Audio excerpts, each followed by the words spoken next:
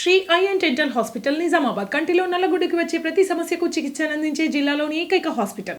3 సార్లు ప్రధానమంత్రిగా బాధ్యత స్వీకరించిన అటల్ బిహారీ వాజ్పేయి గారి 101వ జయంతి. గత సంవత్సరము 100వ జయంతి సందర్భంగా ఈ సంవత్సరం మొత్తం కూడా వాజ్పేయి గారి గత సంవత్సరం నుండి ఇప్పటి వరకు పార్టీ దేశవ్యాప్తంగా అనేక కార్యక్రమాలు చేపట్టడం జరిగింది. ఈరోజు ఆర్ఎస్ఎస్ స్థాపనలో మరియు భారతీయ జనతా పార్టీ స్థాపించిన తర్వాత మొట్టమొదటి అధ్యక్షులుగా పనిచేసిన ఆయన మాటలలో మృదుత్వం, నిర్ణయాలు కఠినత్వం. ఆయన ఒక మంచి మనిషి, ఒక జ్ఞాని, ఒక కవి.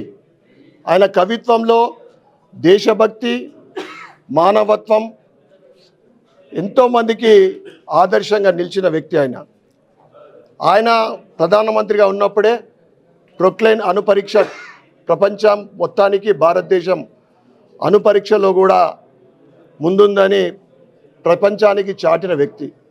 అదేవిధంగా దేశంలోని నలుమూలల నుండి జాతీయ రహదారులు మరియు బాలికల విద్యా వ్యవస్థ గురించి బీజం నాటిన ఆయన ఈరోజు మనము ఆయన దారిలోనే గత 12 సంవత్సరాల నుండి నరేంద్ర మోడీ గారు ఆయనని ఆదర్శంగా తీసుకొని తన ప్రభుత్వాన్ని నడుపుతూ ఉన్నారు.